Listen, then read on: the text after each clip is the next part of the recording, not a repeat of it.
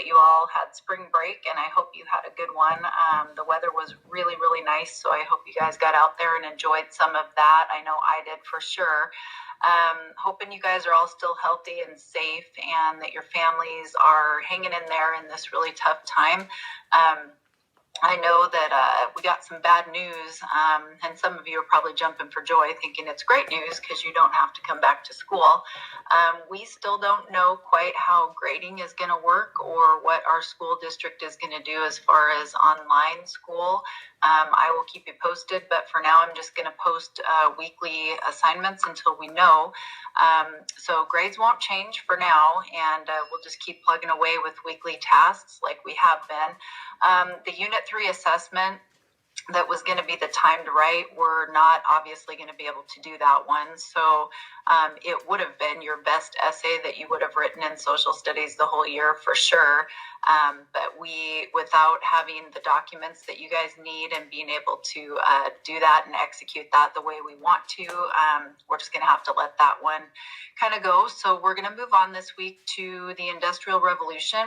And this was a time period in American history where we get some advanced knowledge and information from Great Britain. So Great Britain had kind of moved on and gotten some information for how to do things faster, quicker, better, and they did not want the United States getting that technology.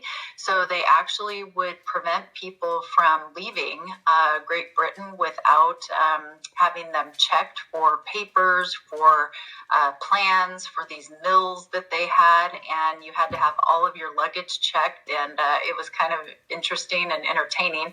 But this man by the name of Samuel Slater kind of figured out a way to get those plans to the United States by memorizing how to set up a mill by just having it all in his brain. So he obviously got through that screening process, came to the United States, and he said, hey, I know what they're doing over there. I know how to get this stuff up and running, and here's what you need to do to make it happen. So they started being able to utilize water for power, setting up spinning mills, and with that they started combining people and machines underneath the same roof. So we sort of switched what was called from the cottage system, which was making things by hand, making things in the home, to then going to the factory system. So we start being able to make things with machines and in duplicate and multiple copies at a faster and much more rapid pace than we ever had before.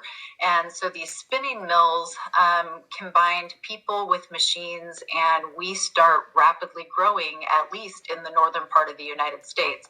And the South didn't latch on to the factory system. The South is going to develop in a completely different way because they are more spread out. They have the agricultural base, and they are going to stay pretty much in the agricultural system. So what you're going to do is look at the Industrial Revolution first. I've got some different assignments and some videos posted for you to do. I have some things that I've posted there that are notes for you to look at and to read, because I know I'm not there to teach every single one of you and walk you through these things. So at least if you can look at those, read those. One is a social class pyramid when you get down that far in the week, and the other one is a Venn diagram comparing life in the North and life in the South. And I think that will help you understand how and why they develop such different ways of life. And then you're going to roll into, hopefully by the end of the week, the Cotton Kingdom in the South. So obviously we're kind of heading towards getting into why the South is going to develop the agricultural base in cotton, and how that's going to obviously lead to the increased need or demand for what they are going to consider to be slave labor in the South. So we're getting kind of that build up to the causes of the Civil War. And hopefully next week, we'll kind of start with that piece, which is obviously one of the more challenging subjects in American history that we study. So that said, hopefully I will get this posted. And I'm trying to plug through a lot of technical difficulties at work as well. Copy machines not working and scanners and things like that. So anyway, email me if you guys have questions. I'd be happy to answer questions for you. If you're still having trouble with Blackboard or Teams or things like that, let me know. And please try to stay actively engaged, even though we don't know what's going on with grading.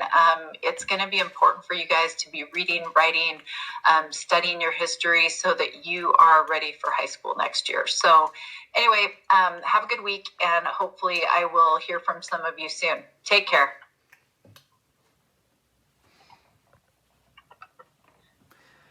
Okay, it had